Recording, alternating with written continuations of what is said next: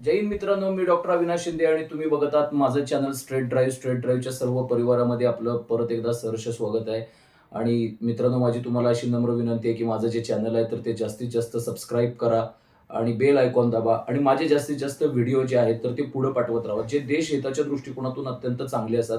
मित्रांनो, नुकतंच मुंबई महानगरपालिका आणि राज्यातल्या इतर 28 महानगरपालिकांचं सूप वाजलेलं आहे. त्याचे निकाल आता आपल्या हातात आलेले आहेत आणि त्याचा आपण थोडक्यात एक 5 मिनिटाच्या व्हिडिओमध्ये एक शॉर्ट विश्लेषण करण्याच्या दृष्टिकोनातनं मी हे तुमच्यासमोर आपलं मनोगत सादर करतोय.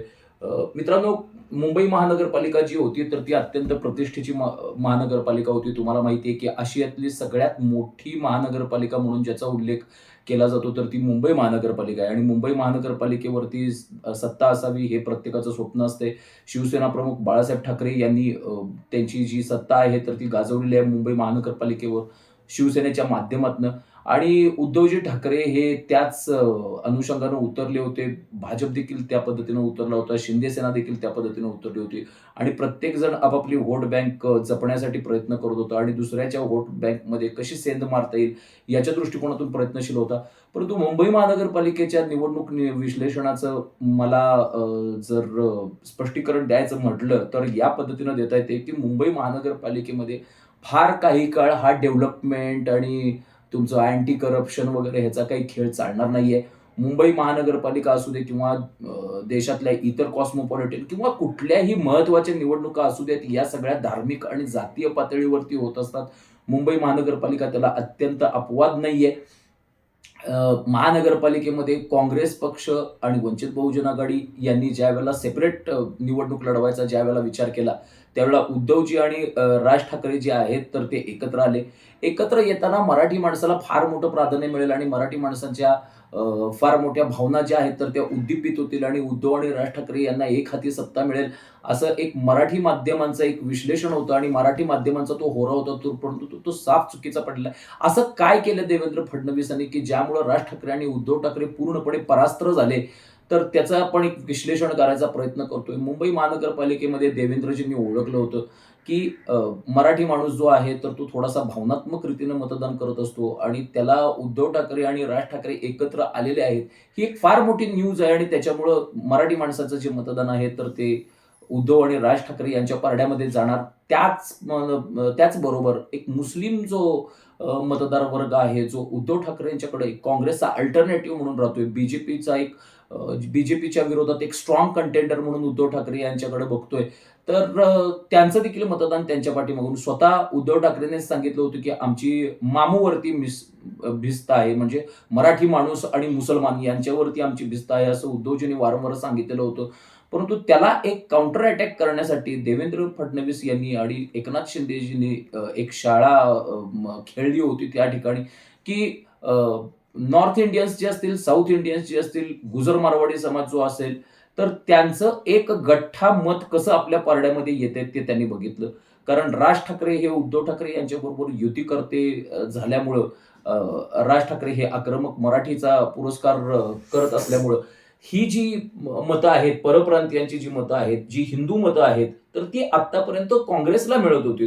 आणि त्यांनी अचानकच भाजपचा रस्ता धरला. कारण राज ठाकरे यांची जी आक्रमक मराठी भाषेविषयी जी नीती आहे, दुसऱ्याच्या कानफटात वाजवायची, दुसऱ्यांना त्रास द्यायची, मराठी बोल नाही तर तुझ्या कानफटात वाजवतो, मराठी बोल नाही तर तुझ्या श्रीमुखात भडकवतो, ही जी त्यांची भाषा आहे, तर ती अतिरेकीपणाची भाषा आहे. मुळात मराठीचा अट्टहास जो आहे, तर तो मला न पटलेला मुद्दा आहे. कारण मराठीचा अट्टहास धरताना फक्त यूपी आणि बिहारी यांना टार्गेट करायचं आणि भिवंडीतल्या आणि कुर्ल्यातल्या मुसलमानांचे मात्र व्हिडिओ येत असतात की आम्ही मराठी बोलणार नाही आणि आमची मराठी ही भाषा नाही असे ते ठासून सांगत असतात आणि त्यांच्या मात्र नादी लागायचं नाही. असा एक एक म्हणजे दुग्गल जी नीती आहे ती राज ठाकरेंनी खेळण्याचा जो प्रयत्न केलेला आहे. राज ठाकरे हे अर्थातच आपल्या चर्चेचा कायम केंद्रबिंदू राहिलेले असतात. मी मागच्या वेळेला राज ठाकरे हे कसे अपयशी ठरले, त्यांनी वारंवार भूमिका बदलल्यामुळं त्यांना कसं अपयश पत्करावं लागलं, व्हिडिओ याच चॅनलवरती उपलब्ध आहे. तर मुळात हे जे सर्व परप्रांतीय आहेत तर ते हिंदुत्वाच्या मुद्द्यावरती एकत्र आले आणि आत्ता सध्या शिवसेनेनं हिंदुत्वाचा मुद्दा सोडलेला आहे. माझ्या मराठी बांधवांनो, भगिनींनो आणि मातांनो हे देखील ते म्हणायचे बंद झालेले आहेत. माझ्या मतदार बंधूंनो, भगिनींनो आणि मातांनो हे म्हणतायत माझ्या हिंदू भगिनीनो, मातांनो, बांधवांनो, हे जे शब्द आहेत तर ते हवेत कधीच विरून गेलेले आहेत. जनाब उद्धव ठाकरे आणि जनाब बाळासाहेब ठाकरे असे जी संभावना आहे, तर ते भाजपचे जे प्रचारक आहेत, स्टार प्रचारक आहेत, तर ते आपल्या भाषणामध्ये वारंवार करत होते आणि कुठेतरी त्यांनी असा एक प्रचार जो जनतेच्या मनामध्ये बिंबवला, की उद्धव ठाकरे हे आता मराठी माणसाचे नाहीत, तर ते एक मुस्लिमाचे नेते झालेले आहेत. त्यामुळं मराठी माणसाचा जो झुकाव आहे, जो उद्धवजींच्या पाठीमागे होता, तर तो बऱ्यापैकी एकनाथ शिंदेजींनी आपल्याकडे खेचून आणला हिंदुत्वाच्या मुद्द्यावरती. आणि नेमकं उद्धव ठाकरे आणि काँग्रेस हे मान्य करायला तयार नाही, ही दैवदुर्विलास आहे. उद्धव ठाकरे यांनी हिंदुत्व सोडलंय की नाही सोडलंय याचा जो हिशोब आहे, तर तो मी जनतेवरती सोपवेन. जनता वेळच्या वेळेला निवडणुकीमध्ये जो काही निर्णय घ्यायचा आहे, हिंदुत्ववादी जनता तो निर्णय घेईल. मला त्याच्याबद्दल काही म्हणायचं नाहीये. परंतु मला असं एवढंच म्हणायचं आहे, की भाजपनं जो उद्धवजींच्या विरोधात जो प्रचार केला, की उद्धवजींनी स्वतःची प्रिन्सिपल्स आहेत, स्वतःचं तत्वज्ञान आहे, स्वतःची जी आयडिओलॉजी आहे, तर त्याच्याबरोबर कॉम्प्रोमाईज केलंय आणि ते हिंदुत्वाला पूर्णपणे तिलांजली दिलेली आहे. हा जो प्रचार आहे, तर तो चक्कलपणे मराठी माणसाच्या मनामध्ये बसला. त्यामुळं उद्धवजींच्या पाठीमागं एकमुक्तपणे मराठी समाज ज्या पद्धतीनं उभा राहायला पाहिजे होता उद्धवजींच्या पाठीमागं आणि राज ठाकरेजींच्या पाठीमागं, तर तो मराठी माणूस आहे, तर त्याची 30% एवढं मतदान एकनाथजी शिंदे यांच्या पाठीमागं उभं राहताना आपल्याला मुंबई महानगरपालिकेच्या ठिकाणी दिसून आलं आणि उद्धवजींच्या पाठीमागं आणि राजजींच्या पाठीमागं फक्त 49% एवढाच मराठी जो माणूस आहे, तर तो कॉन्सन्ट्रेट झाला. अ, अ, निवडणूक विश्लेषण करताना आपल्याला असं पण करता येईल, की वंचित बहुजन आघाडी आणि काँग्रेस जे सेपरेट लढले, तर त्याच्यामुळे त्यांना पण एक कॉन्फिडन्स होता. त्यांना देखील त्यांची लायकी कळाली, की आपली लायकी काय आहे. काँग्रेसच्या सीट्स किती खाली आल्या हे माझ्यापेक्षा सगळ्या तुमच्या दर्शकांना माहिती आहे. काँग्रेसचा जो डाउनफॉल आहे, तर तो या निवडणुकीत देखील कंटिन्यू राहिलेला आहे. आणि मला असं म्हणायचं आहे, की काँग्रेसच्या डाउनफॉलला जबाबदार स्वतः हे काँग्रेसच्या ज्या काही नीती आहेत, तर त्याच आहेत. उद्धवजींनी स्वतःची जी भूमिका आहे, तर ती अल्पसंख्याकवादी अशी केली आणि त्यामुळे तमाम मुंबईतला जो मुसलमान आहे वर्ग, तर तो थोडासा उद्धवजींच्या पाठीमागे एकवटला. अर्थात उद्धवजी, वंचित बहुजन आघाडी, काँग्रेस आणि एम-आय-एम यांची जर युती झाली असती, तर कदाचित चित्र वेगळं दिसू शकलं असतं, असं तज्ञ लोकांचं म्हणणं आहे. परंतु माझं म्हणणं जे आहे, की उद्धवजी, राज ठाकरे, त्याच्यानंतर काँग्रेस आणि बाकीचे हे सगळे सो कॉल्ड धर्मनिरपेक्षतावादी पक्ष आहेत, हे जरी एकत्र आले असते, तर त्यांच्यामध्ये उमेदवार निवडीवरून लाथाळ्या निर्माण झाल्या असत्या आणि त्याचा जो फायदा आहे, तर तो बीजेपी आणि शिवसेना यांच्या एकसंध युतीने घेतला असता. अ, या निमित्तानं मला एवढंच म्हणायचं आहे, की ज्या पद्धतीनं नितेश राणे यांनी भाषणं केली, ज्या पद्धतीनं देवेंद्र फडणवीस यांनी आक्रमक हिंदुत्वाचा पुरस्कार केला, बीजेपीनं आपला आक्रमक हिंदुत्ववाद कुठेही सोडता कामा नये. आक्रमक हिंदुत्वाला जर तिलांजली दिली, तर बीजेपीची जी अवस्था आहे, तर ती आज जी काँग्रेसची अवस्था झालेली आहे, तर ती व्हायला वेळ लागणार नाही. त्यामुळे बीजेपीनं प्रत्येक निवडणुकीमध्ये हिंदुत्वाचा जो आग्रह आहे, तर तो धरत राहावा. डेव्हलपमेंट, अँटी करप्शन हे मुद्दे आहेतच. त्याच्याबद्दल कुणाचा काही वाद नाहीच आहे.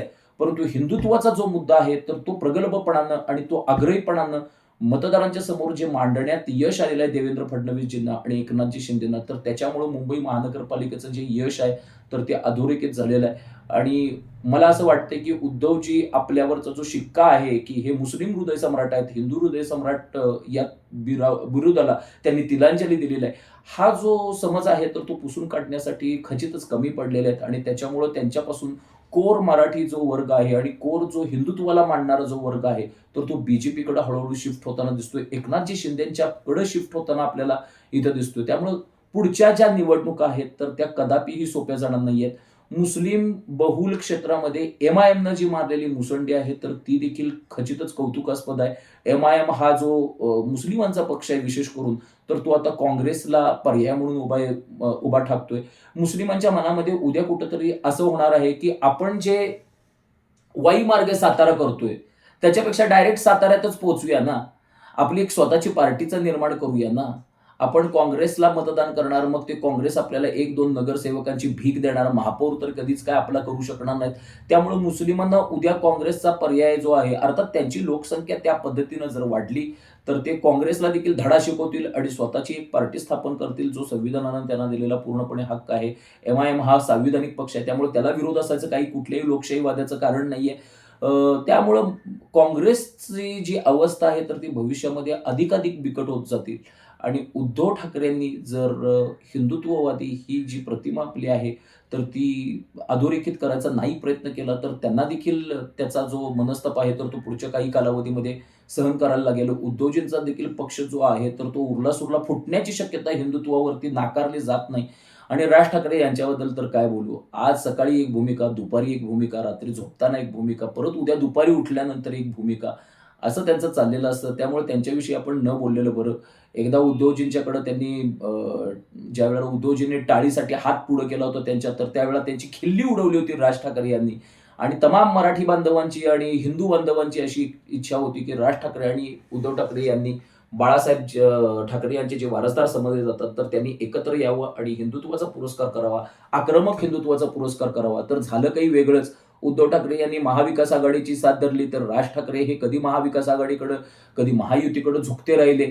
त्यांचं त्यांना समजणं झालंय, की मी आज कुणाचा पुरस्कार करतोय आणि उद्या मी कुणाच्या बाजूने बोलतोय. अशी काही गोंधळलेली स्थिती राज ठाकरे, अर्थात तो सेपरेट व्हिडिओचा विषय आहे आणि राजजी ठाकरे यांच्याबद्दल माझं म्हणणं आहे, तर ते वेळच्या वेळेला मांडलेलं आहे. माझा एक सेपरेट व्हिडिओ देखील अस्तित्वात आहे. या चॅनलवरती आपण तो बघू शकता. तर मी असं एवढंच म्हणेन, की मुंबई महानगरपालिकेवरती सत्ता जी आहे, तर ती भाजपनं खेचून आणलेली सत्ता आहे. हिंदुत्वाच्या मुद्द्यावरती सत्ता खेचून आणलेली आहे. भाजपनं देखील आक्रमक हिंदुत्वाचा पुरस्कार करायला पाहिजे. हिंदुत्ववादी कार्यकर्त्यांना बळ द्यायला पाहिजे आणि तमाम हिंदुत्ववादी ज्या संघटना आहेत, बजरंग दल असेल, विश्व हिंदू परिषद असेल, शिवप्रतिष्ठान असेल, तर त्यांना ॲक्टिव्हेट करून त्यांना थोडासा मलिदा खायला घालून त्यांना धष्टपुष्ट कसं करता येईल हे बघायला पाहिजेत. कारण शेवटी हिंदुत्ववादी जे मतदार आहेत, तर तेच भाजपचे आशास्थान आहेत. मुस्लिम कधीही भाजपला व्होटिंग करणार नाहीत. दलितांचं व्होटिंग कधीही भाजपला होणार नाही. मराठी माणसं जी आहेत, तर ती भाजपला हिंदुत्वाच्या मुद्द्यावरतीच व्होटिंग करत राहतील. त्यामुळं माझी अशी आशा आहे, की देवेंद्रजी हे जे काही हिंदुत्वाचं जे पुरस्कार करण्याचं जे धोरण आहे, तर ते पुढं चालू ठेवतील. जय हिंद, जय महाराष्ट्र, वंदे मातरम.